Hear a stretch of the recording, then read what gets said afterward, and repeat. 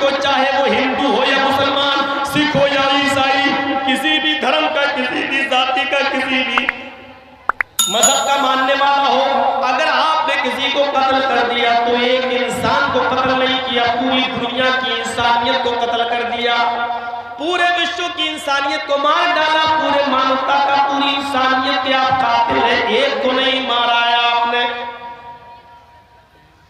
قرآن ساری دنیا کے انسانوں کو ایک پریوار سے دیکھتا ہے، ایک خاندان سے تشبیہ دیتا ہے۔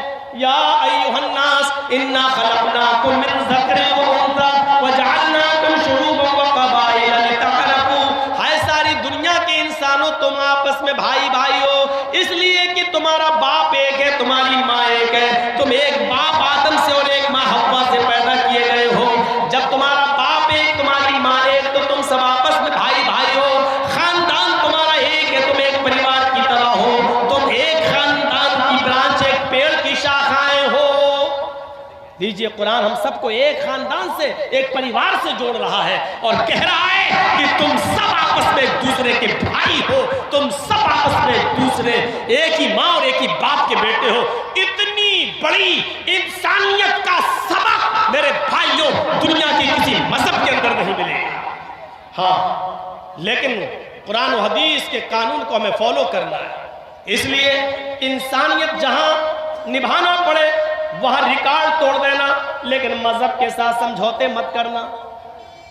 اللہ کے رسول نے یہودیوں کی مدد کی، اللہ کے نبی نے عیسائیوں کی مدد کی، اللہ کے نبی نے مجوسیوں کی مدد کی، لیکن دھرم سے سمجھوتا نہیں کیا۔ اگر کسی ہندو بھائی کو بلڈ کی ضرورت ہے اور بلڈ نہیں مل رہا ہے اور اس کا گروپ آپ کے بلڈ گروپ سے میچ کھا رہا ہے اور آپ کے ایک بوتل بلڈ دینے سے اس کی جان بچ رہی ہے، تو اسلام یہ کہتا ہے کہ اس وقت آپ روزہ توڑ دو۔ اگر روزے کی حالت میں بھی ہو تو آپ روزہ توڑ دو اور روزہ توڑ کر بلڈ دے دو اور بلڈ دے کر اس کی جان بچا لو۔ اس روزے کی قضا بعد میں ہو سکتی ہے، اگر جان چلی گئی تو بعد میں جان واپس نہیں آئے گی۔ ایک غیر مسلم کے لیے اسلام یہ کہتا ہے کہ تم اپنا روزہ توڑ کر بلڈ دے کر اس کی جان بچا لو، روزے کی قضا بعد میں کر لینا۔ انسانیت نبھائی تو اتنی، لیکن یہ بھی نہیں کہا کہ تم ان کے مندروں میں جا کر سجدہ کر لو۔ اللہ کے نبی نے کہا، قرآن کی آیت نازل ہوئی جب کافروں نے کہا کہ 6 مہینے آپ ہمارے معبود کی عبادت کر لیں، ہمارے خدا، اور 6 مہینے ہم آپ کے معبود کی، آپ کے رب کی عبادت کر لیتے ہیں، تو اللہ کے نبی نے صاف کہہ دیا لکم دینکم ولی دین، یہ نہیں ہوگا۔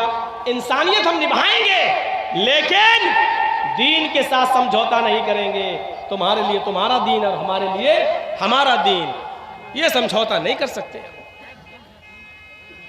قیامت کی نشانیوں میں سے ایک نشانی یہ بتائی، یصبح الرجل مؤمنا ویمسی کافرا ویمسی مؤمنا یصبح کافرا۔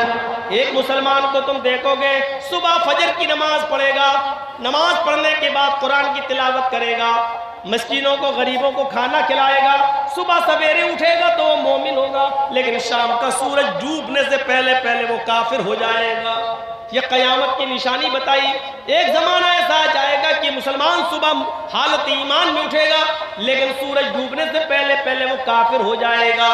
آج یہ چناؤ کا دور ہے اور دیکھ لیجئے آج چناؤ کے اس دور میں ایسا ہو رہا ہے یا نہیں ہو رہا ہے۔ ایک بیچارہ مسلم کینڈیڈیٹ صبح اٹھتا ہے، فجر کی نماز پڑھنے جاتا ہے، قرآن کی تلاوت بھی کرتا ہے، غریبوں کی مدد بھی کرتا ہے، ظہر بھی پڑھتا ہے، لیکن اس کو معلوم ہے کہ ہمیں ہندو لوگوں کا بھی ووٹ لینا ہے، ہندو بھائیوں کا بھی ووٹ چاہیے، ہندوؤں کو خوش کرنے کے لیے وہ ان کے مندر میں چلا جاتا ہے، وہاں جا کر ٹیکا بھی لگا لیتا ہے اور مورتی پہ جا کے وہ ہار بھی چڑھا دیتا ہے، اس لیے کہ ایسا کرنے سے ہمیں ہندو بھائیوں کا ووٹ مل جائے گا۔ میرے بھائیوں، صبح وہ حالت ایمان میں اٹھا لیکن شام ہونے سے پہلے اس نے کفر کر لیا ہے۔ فرمایا اللہ کے نبی نے یہ قیامت کی نشانی ہوگی، ایک مسلمان حالت ایمان میں اٹھے گا لیکن شام ہونے سے پہلے وہ کافر ہو جائے گا۔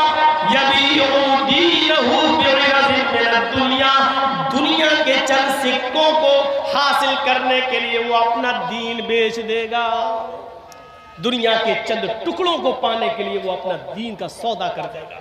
دنیا کے چند سکوں کے لیے وہ اپنے دین کی سودے بازی کرے گا. اپنے معاشرے اور سماج پر ایسے مسلم کینڈیڈیٹوں پر نظر رکھو جو غیر مسلموں کا ووٹ پانے کے لیے ٹیکا بھی لگا رہے ہیں اور مورتیوں پر ہار بھی چڑھا رہے ہیں. اور دلیل کیا دیتے ہیں؟ ارے ہندو بھائی بھی تو کینڈیڈیٹ ہے، وہ بھی تو روزہ رکھ لیتا ہے، یا افطار پارٹی میں آ جاتا ہے، وہ بھی تو ٹوپی لگا لیتا ہے. ہمیں کیا مطلب ہے؟ ہمیں اس سے کیا مطلب ہے وہ کیا کر رہا ہے؟ لیکن آپ کی شریعت آپ کو اجازت نہیں دیتی ہے کہ آپ مندر میں جا کر ٹیکا لگائیں.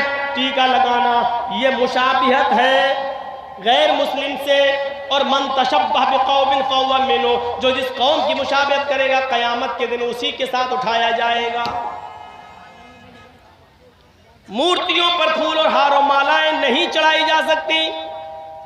اگر آپ نے مندر میں کسی مورتی پر پھول اور مالائیں چڑھا دی تو معاف کیجئے گا بہت سے لوگ دلیل دے دیں گے جب آپ کا نیتا مورتیوں پر پھول اور ہار مالا چڑھا دیتا ہے تو ہم نے قبروں پہ اگر پھول چڑھا دیے تو کون سا جرم کیا ہے؟ ہم نے یہاں چادر چڑھا دی تو کون سا جرم کیا ہے؟ میرے بھائیوں، کسی بھی پتھر پر پھول اور مالا نہیں چڑھایا جا سکتا ہے، اس کے سامنے ہاتھ جوڑ کے کھڑا نہیں ہویا جا سکتا ہے. اگر شریعت نے کسی پتھر کو چومنے کی اجازت دی ہے تو وہ صرف حجر اسود ہے جو خانہ کعبہ میں لگا ہوا ہے، صرف اس پتھر کو چومنے کی اجازت دی ہے. اگر آسانی کے ساتھ وہاں جا سکتے ہو اور اس کو چھو سکتے ہو تو چھو لو، اور چوم سکتے ہو تو اس کو بوسہ دے دو. لیکن اگر یہ آسان نہ ہو، بھیڑ بہت زیادہ ہو تو ہاتھ کا اشارہ کر لو، بس اتنا کافی ہے اور آپ کو ثواب مل جائے گا. دل میں نیت کرو اگر بھیڑ نہ ہوتی تو میں ضرور چومتا، لیکن میں نہیں چوم پاؤں گا کیونکہ بھیڑ بہت زیادہ ہے. دائنا ہاتھ اٹھا کر اشارہ کر دیجئے اور اپنا چکر لگانا شروع کر دیجئے. اس پتھر کو ہی چوما جا سکتا ہے اور اس کا بوسہ لیا جا سکتا ہے، اس کے علاوہ کسی پتھر کو نہیں چوما جا سکتا. لیکن حضرت عمر فاروق کا جب زمانہ آیا تو عمر فاروق کو ڈر لگنے لگا اس پتھر کو لوگ چومتے ہیں، ایسا نہ ہو کہ اس پتھر کو آگے چل کر لوگ اس کو خدا بنا لے، معبود بنا لے، کہیں اس پتھر سے روزی روٹی نہ مانگنے لگے، اس پتھر سے کہیں اولاد نہ مانگنے لگے، اس پتھر کو بابرکت پتھر سمجھ کر برکت کے حصول کے لیے بیٹھنے نہ لگے.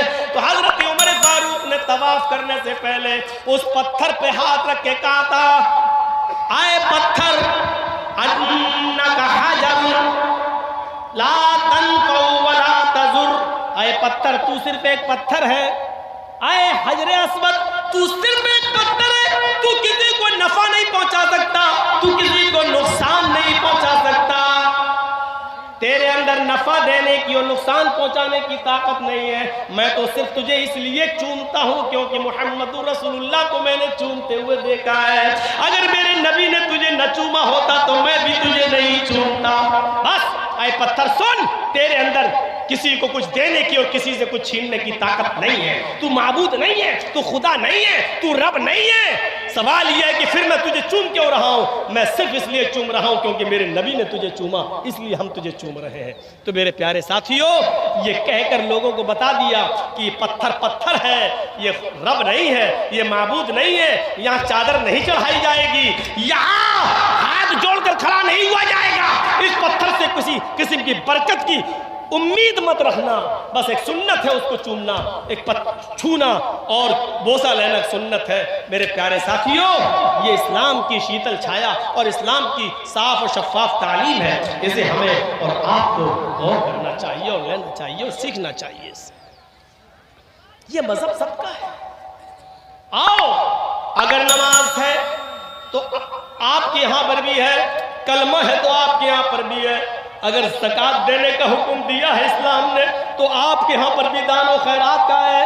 ثبوت و دانم دیکھتا ہائے ارجن، زیادہ سے زیادہ غریبوں مسکینوں میں دان دیا کرو، دان دینے سے پاپ مٹتے ہیں. اگر ہمارے یہاں روزہ ہے تو آپ کے یہاں پر بھی برت ہے. ہاں، ایک فرق ضرور ملتا ہے، ہمارے یہاں مرنے کے بعد انسان دوبارہ کتا بلی چوہا نہیں بنتا ہے، اور آپ کے یہاں مرنے کے بعد آبا گمر ہے. اچھے کرم کیے ہوں گے تو پھر سے منش بنا کر پیدا کیا جائے گا، لیکن برے کرم کیے ہوں گے تو اپنے اپنے کرموں کے مطابق انسان کو سزا ملے گی. منش مرتی